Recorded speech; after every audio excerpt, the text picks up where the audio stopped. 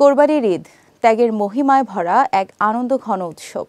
পরিবার প্রিয়জনের সঙ্গে ভাগাভাগি করে নেয়া হাসি, ভালোবাসার একসঙ্গে রান্না করা সুস্বাদু খাবার যেন এই উৎসবের পরিপূর্ণতা এনে দেয়।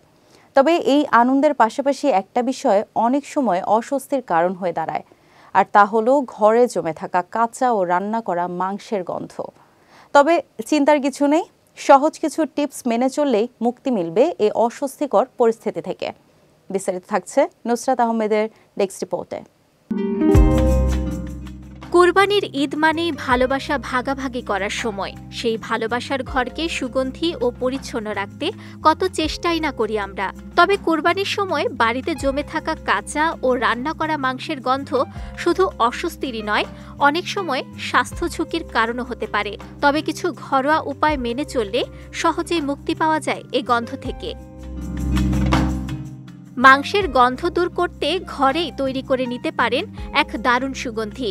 একটি হাঁড়িতে পানি দিয়ে তাতে কয়েকটি লবঙ্গ, লেবুর খোসা ও কমলার খোসা দিয়ে ফোটান। কিছুক্ষণের মধ্যেই ঘরে ছড়িয়ে পড়বে প্রশান্তিকর সুবাস।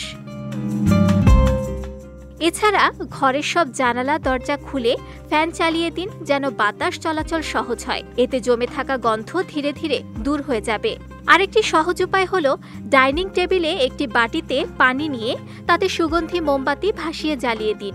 দেখতে যেমন সুন্দর লাগবে, তেমনি মাংসের গন্ধ দূর করতেও কার্যকর ভূমিকা পালন করবে। চাইলে ঘরের এক কোণায় কফির গুঁড়া ভর্তি একটি বাটি রেখে দিতে পারেন। কফি প্রাকৃতিকভাবেই দুর্গন্ধ শোষণ করে নেয়।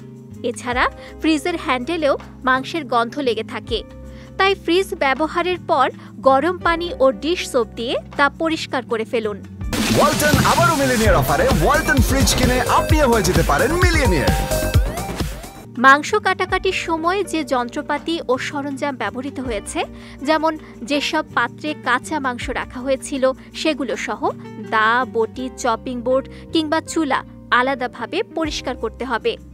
হালকা গরম পানিতে ভিনেগার বা লেবুর রস মিশিয়ে এগুলো মুছে নিন। শুধু তাই নয়, রান্নাঘরের সিঙ্কে মাঝে মধ্যে গরম পানি ও ভিনেগার ঢেলে দিন এবং ঘরের মেঝে ডিটারজেন্ট ও গরম পানি দিয়ে মুছে ফেলুন। এতে জমে থাকা দুর্গন্ধ কেটে যাবে এবং ঘর থাকবে প্রশান্তিময়। নুসরাত আহমেদ, বিজয় টিভি নিউজ ডেস্ক।